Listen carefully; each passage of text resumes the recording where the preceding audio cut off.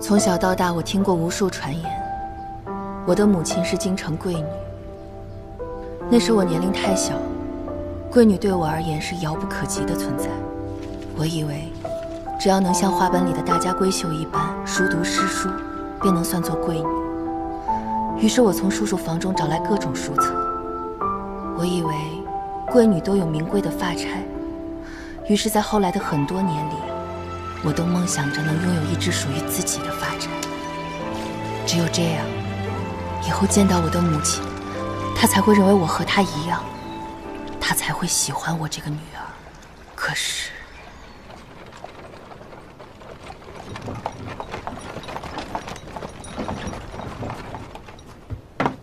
老爷，快些吧，姨娘肯定是护不下三小姐的。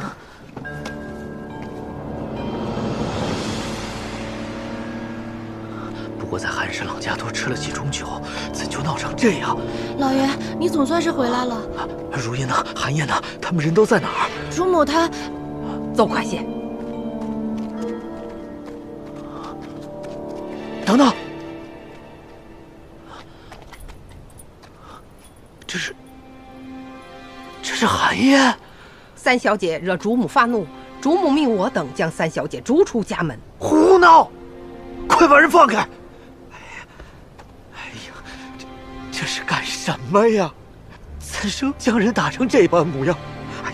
哎呀，韩燕，我是爹爹，你受苦了。爹爹，韩燕见过爹爹。来，快把人扶进屋里去！谁敢？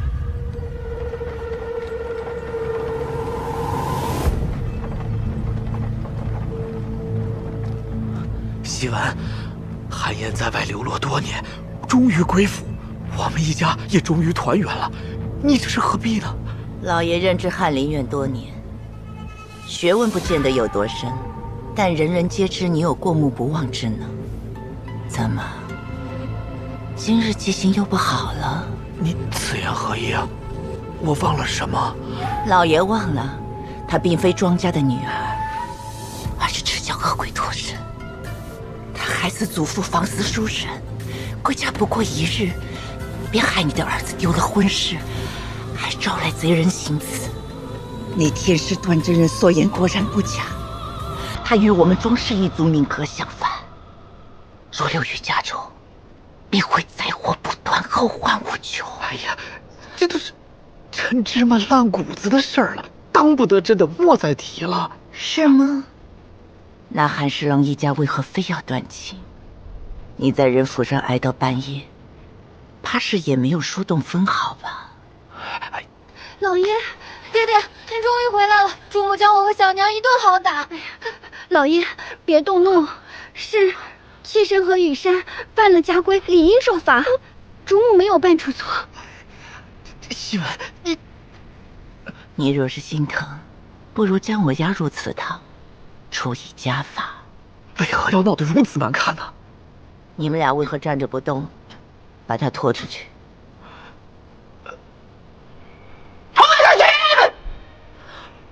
莫要再胡闹了！希文，韩燕是我们的亲生女儿，流落多年，我年年都想接她回来，可是你年年百般阻挠，如今终于回来了，哪有再赶出去的道理啊？我也算是一家之主，看在我的面子上，莫要再为难她了，可好？听到了吧？你父亲说的没错。这么多年来，你在儋州落魄凄惨，你全都是因为我。你现在是不是恨毒了我？女儿不敢。韩燕在儋州并不落魄，心中更无半点怨恨。此次贸然进京，只因思念母亲。思念。你我虽为母女，从未见过一面，思念从何而来？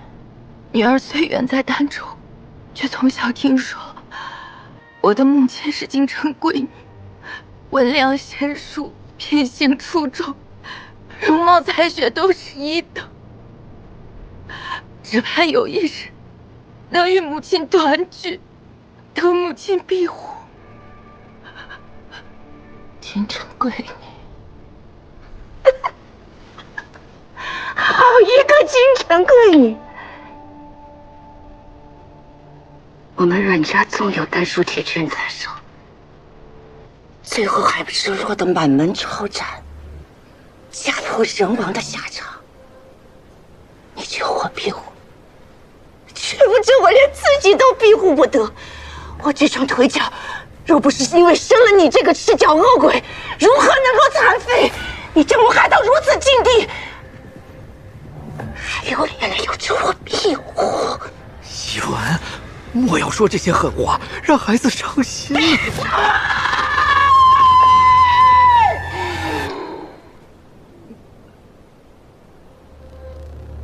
你们庄家一个个面慈心善，全都是吃人的恶鬼，地狱的无常！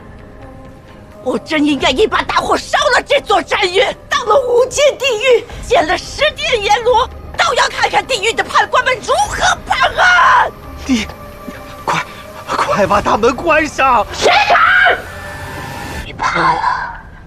后宅出了一个恶毒的主母，让你们庄家丢了脸面。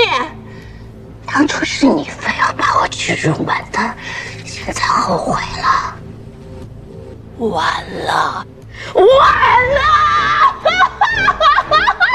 晚了！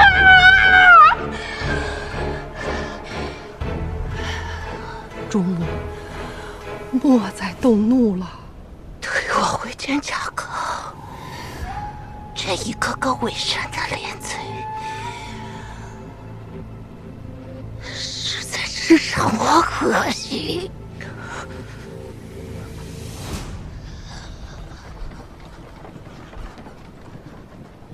从小到大，我听过无数传言，我的母亲阮希文，才貌无双，温文尔雅，是京城第一贵女。但我今夜见到的，却是一个深闺怨妇，性情古怪，面目可憎。这些年来，她到底经历了什么？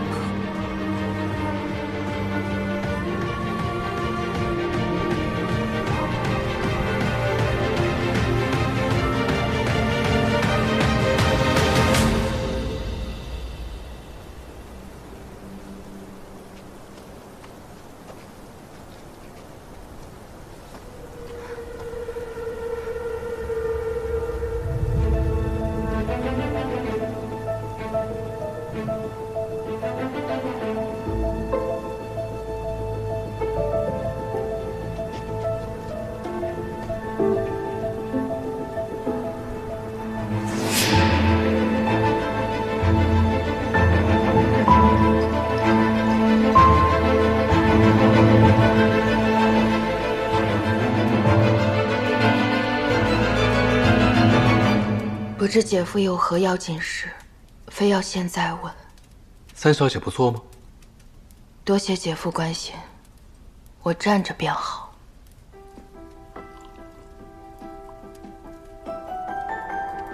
深夜拜访，本想问你儋州凶案之事，不料管了一桩闲事，不但无人感激，反倒叫人多生嫌弃。姐夫乃大理寺少卿，不知为何对远在儋州的一桩小小命案竟如此上心。毕竟都是一家人嘛，我自然要早日将凶手抓捕归案了。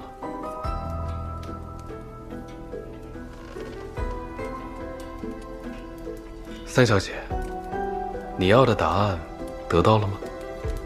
不知姐夫所言何意？那你为何故意激怒引诱庄雨之，迫使他口不择言，说要害你？姐夫说笑了，我怎敢如此啊？那我来替你说吧。你讲述这样一番轩然大波，全因你初入庄府。这庄家的每一个人于你而言，都是素未谋面的陌生人。他们性情如何，彼此关系亲疏，家中地位高低，你一概不知。人人又对你避之不及，所以你迫切的想要摸清楚每个人的底细，每个人对你的态度，以及谁才是这庄家愿意接纳你之人，以此找到自身依靠。我说的对吗？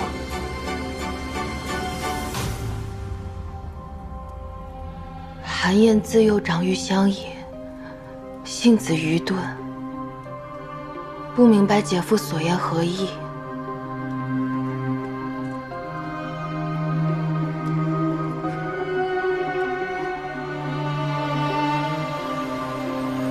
那个刺客是你引来的吧？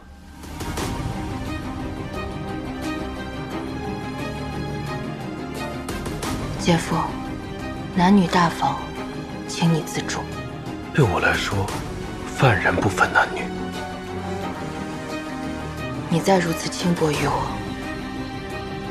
我便叫人了。不如我帮你叫，让大家都来看看。从儋州至京城，千里迢迢，艰难险阻，你一个弱女子是如何独行抵达？我现在唯一不明白的是，你为何要回来？韩燕自小寄人篱下，此次回京，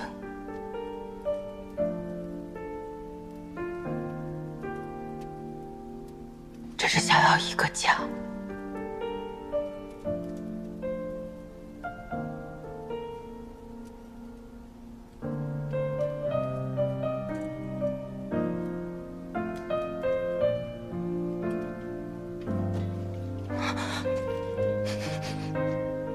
这是大理寺秘制的伤药，你拿去用吧。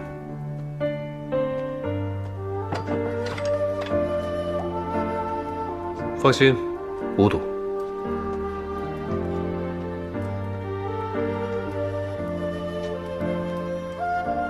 庄寒燕，这里是京城，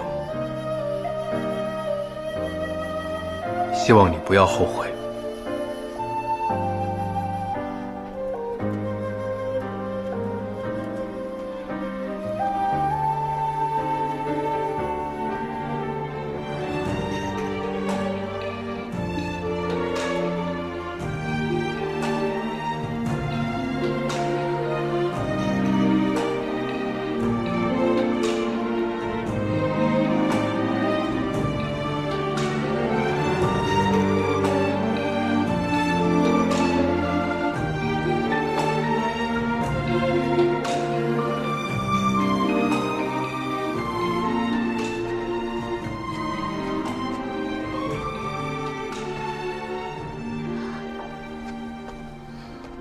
父亲，请坐。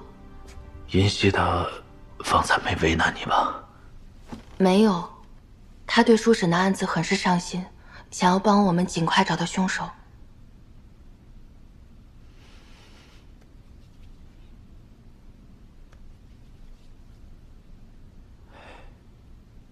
生死无常，有常夫妻俩如此命苦。当年我与有常可是同窗挚友，一起日夜苦读。在儋州呢，有3代为邻，结下了这层情谊。他们把你抚养成人，与我们家是有大恩的，不料竟遭此祸事。我已经派人去儋州帮忙料理后事。来年开春，我们回去一次，给他们俩风光大办一场。父亲节哀，莫要伤了身体。你莫要记恨你母亲啊，她心里有你，只是性子急了点儿。以后你们慢慢相处，时间长了就不会有这些为难了。父亲放心，女儿从未怨恨过母亲。寒言，你是个乖孩子。过去是咱们庄家亏待了你，你好不容易回来了，父亲官职非墨，但你祖父留了一些家产，你放心，爹爹一定不会亏待你。女儿一切听凭父亲做主。好了，夜深了，你早点歇歇吧。爹爹就不打扰你了，我去姨娘那儿看看啊。莫动，爹爹走了，爹爹走了。是，父亲慢走。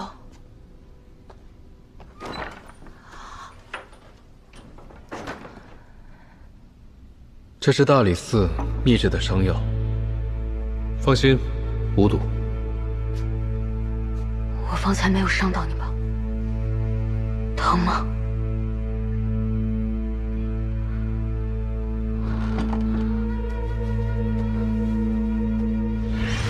既然鱼儿藏身水底，那便将水搅浑。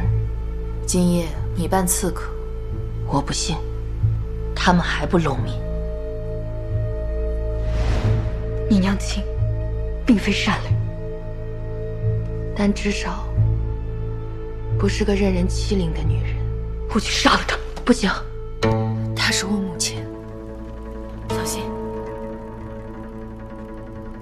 你要记牢，这里是京城，和我们在儋州的日子不同，更与你在海上刀口舔血的日子不同。我们的一举一动都有无数双眼睛盯着，更有你无法企及的权利，绝不可轻举妄动。是，我明白了。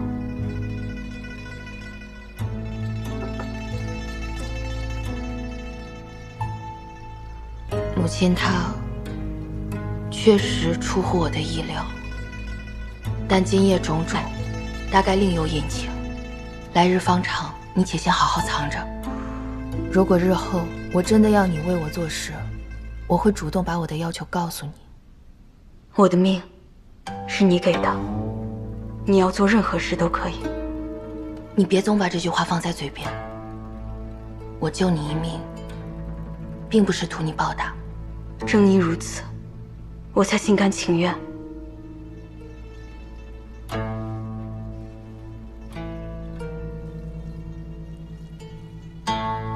折腾了一晚上，虽然受了些皮肉之苦，但庄家后宅这些人基本皮相也算是摸清楚了。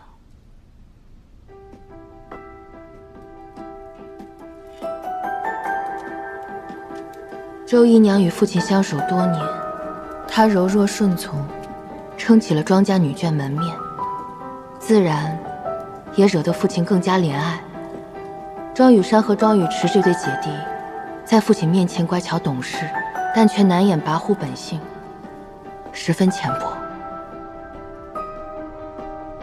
祖母空有尊长身份，但在家中大事上却说不上什么话，更是无心插手闲事。而我的母亲阮希文，她才是庄府后宅真正的掌权之人，甚至人人惧怕。但每个人的心里似乎都藏有许多秘密。慈眉善目的不一定是菩萨，青面獠牙的也不一定是恶鬼。这日后的路，只怕是更难走了。在你看不见的地方，我都会陪着你。柴静，你是我唯一可托付之人，你保护好自己，就是在保护我。我明白了。但其实真正让我不安的，并非在庄家后宅。在哪儿？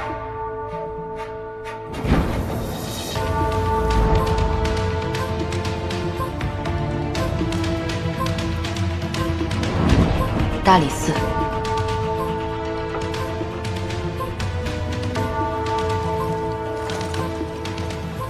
大人，夜路难行，不如明儿一早再出发吧。别废话，上。上马。咱们到底要去哪儿啊？儋州，上。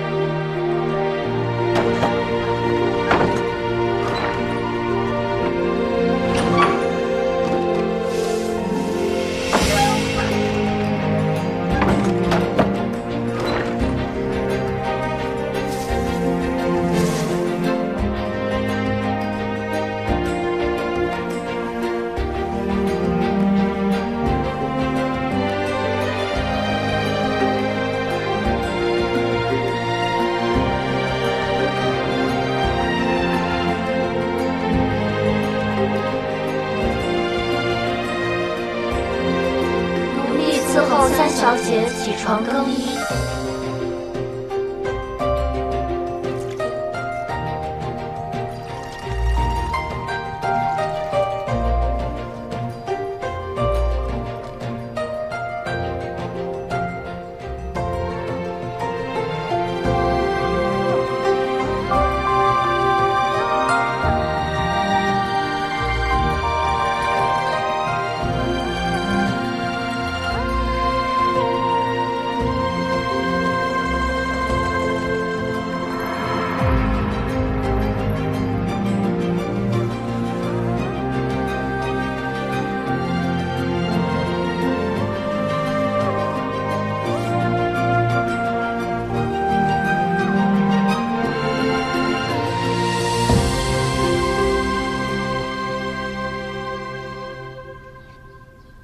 阿松，来吃。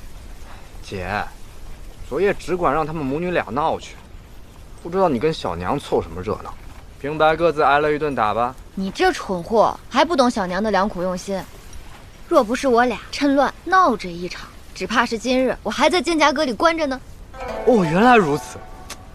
二姐姐，你跟小娘真奸诈。你这狗嘴里还真吐不出什么象牙。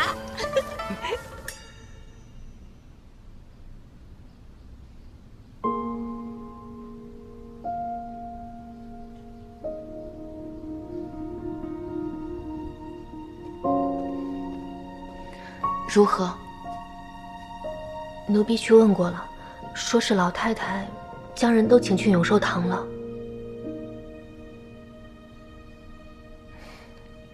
知道了。三小姐，只怕各位主人们都过不来了，不如您先用膳吧。也好。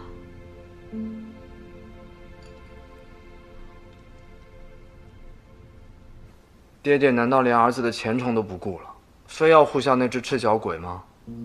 爹爹若真要留下他，那便是想要赶我走。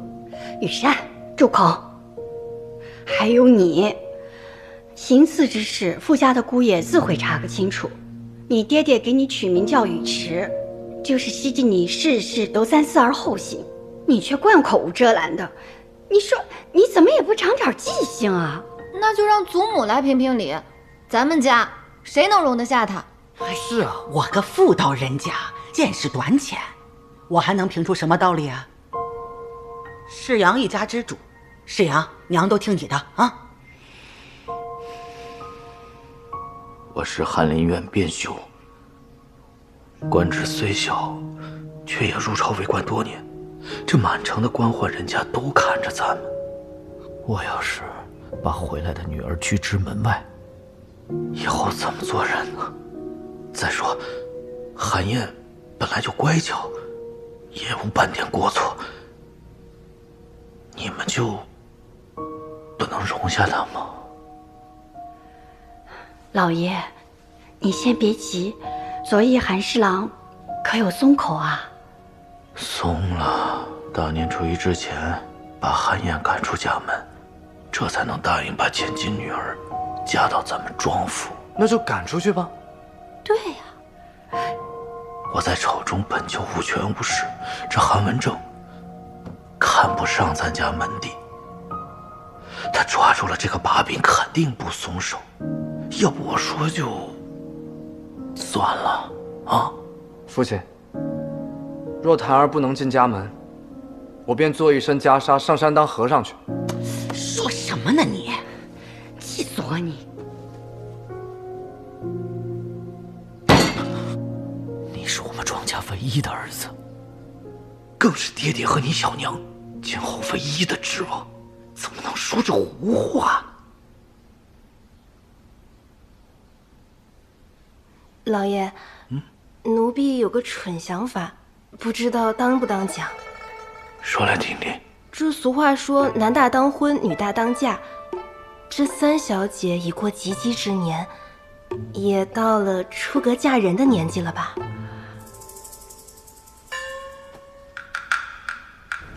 您先别走啊，我还没有说完。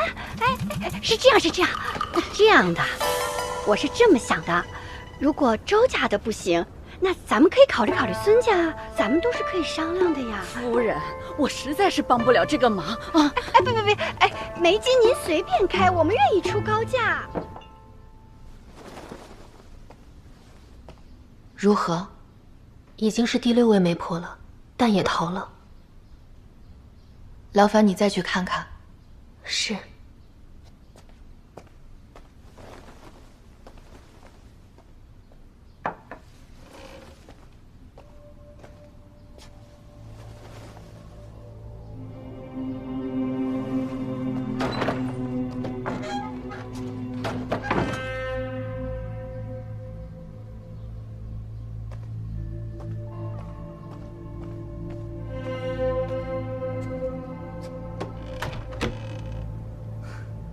那位大理寺少卿还没有动静，出了城就再没回来。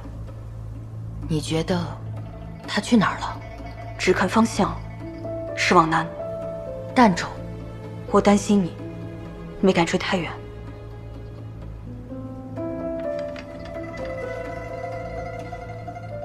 庄家在为你张罗婚事，赤脚鬼之名早已传遍京城。门人都不愿接手这晦气差事，哪有正经人家愿意求娶？你有意嫁人，自然不愿。只是我既已选择回京，便不能再总是如此受人拿捏。这赤脚鬼的污名，我不能再担在身上了。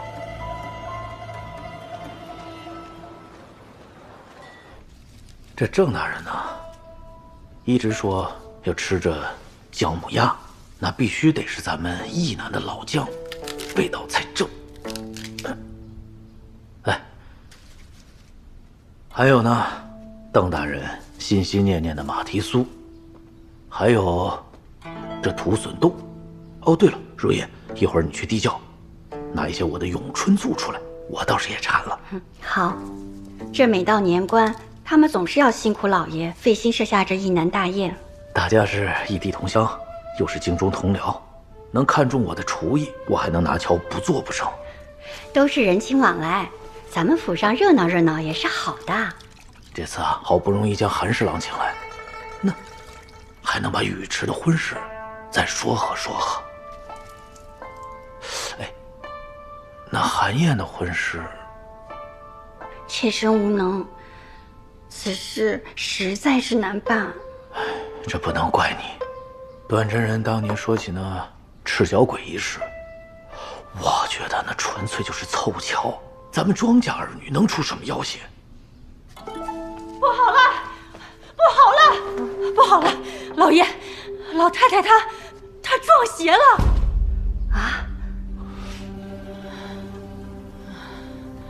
啊！别过来！你别过来！别过来！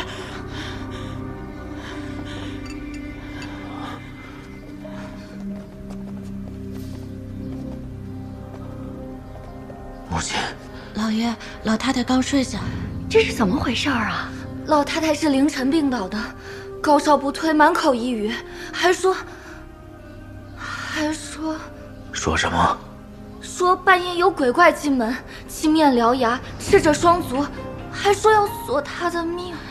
老爷，老太太这症状，会不会步老太爷后尘呢？奴婢也是家里的老人了，这些年轻的丫头不知当年的情形，可奴婢还记得一清二楚啊。老爷，明日便是义男家宴了，是否要改期啊？请柬都送出去了，如何改？今夜我们就守在这儿，多请几个郎中来看看。明日要将永寿堂看好了，莫要让母亲受到惊扰。我们就在前院开席，午后也就散了。是，奴婢明白。满院都传疯了，说老太太病重，症状与当年老太爷一模一样，全都是因为三小姐你。今日家中可有道人登门来往？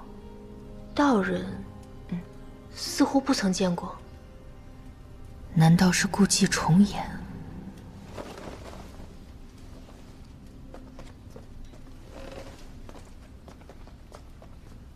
见过二姐。妹妹房中的炭火，怎如此熏眼睛？是下人办事不力？去把窗户打开，通通风，再给三小姐送上好的银骨炭来。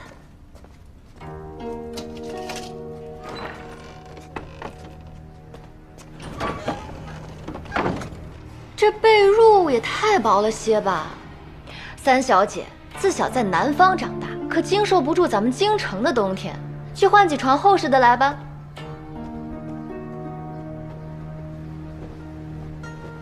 二姐，韩燕入府不过几日，自问没得罪过您。三妹妹，你这是说的什么话？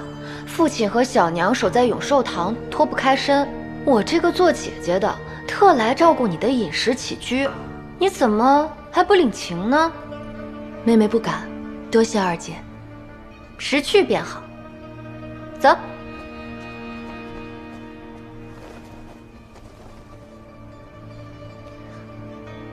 三小姐，只怕这被褥和炭火是送不回来了。去把窗关上吧。是。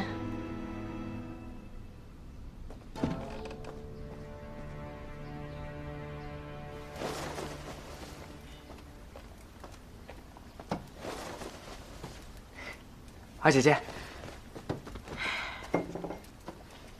还是二姐姐手段高明，看今晚不冻死她。你日后要长点记性，别总是喊打喊杀的，平白让人诬陷。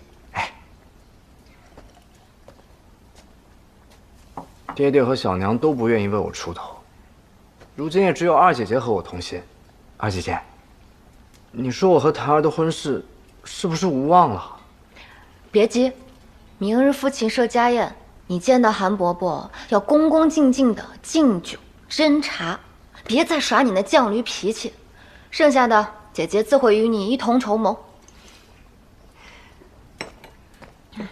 还是二姐姐最疼我。等父亲发了压岁钱，我就去安子局走一趟，把你上次中意的那只鎏金百木鞍买回来，配上阿苏一定鹦鹉极了。真的？就你会讨我欢心。哎呀，等我把檀儿娶进门，韩伯伯一定会帮我谋个大官，未来再成了咱们庄府家主，一定不让二姐姐受任何人欺负。行了，明日先哄好你那准岳父再说吧。你来干什么？还嫌这院子里不够乱？我来找老爷。天大的笑话！老太太病重，老爷在床前侍奉尽孝，你有什么狗屁倒灶的事情，也敢现在来叨扰？劳烦您帮忙通报一声，是关于三小姐的事情。哎，去！触了老爷眉头，仔细剥了你这身皮。走。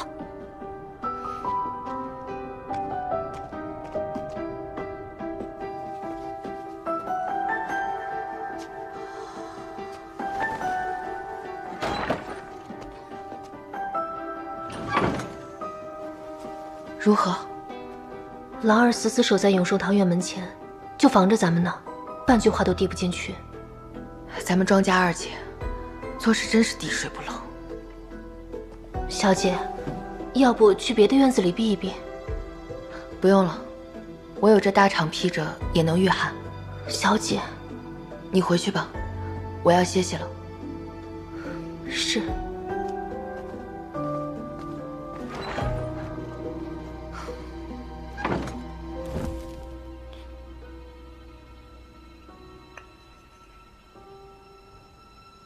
这是什么？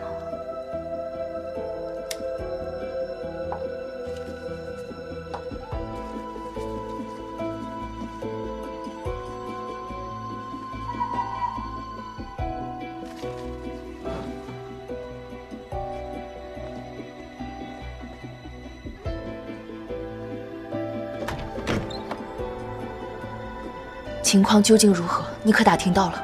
打听到了。当年赤脚鬼一事是一个自称断天使的人所为。他已经来京城了，是吗？是，昨日入城。祖母生病果然蹊跷，看来有人不愿我留在庄府，要将17年前的赤脚鬼一事在庄家重演一遍。既然如此，你也该另做打算。时间不多了，只怕明日那断天师便要登门。如今你还有几成胜算？敌暗我明，更不知那背后之人又会如何算计，设下了怎样的局。但是今夜拿到了这个，或许可釜底抽薪。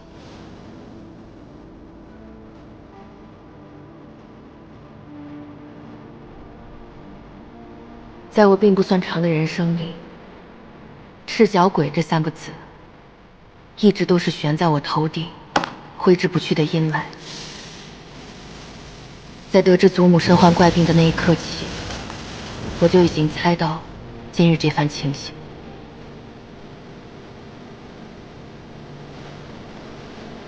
那3清灵像是我的紧箍咒，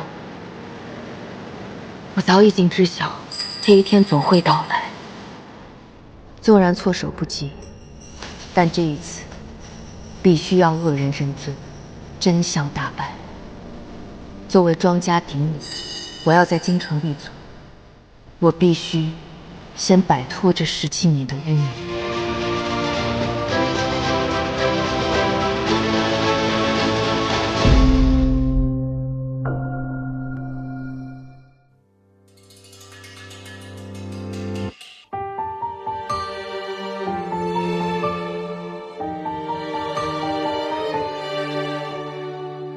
他藏起他从前满身疤痕，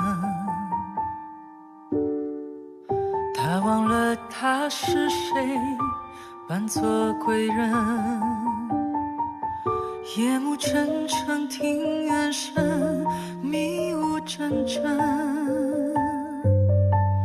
他已走入这战场，不容分身，几分爱几分恨，不必追问，谁是假谁是真，还需辨认，畏惧之中求温存，难免被笑天真，狼烟燃起号角吹，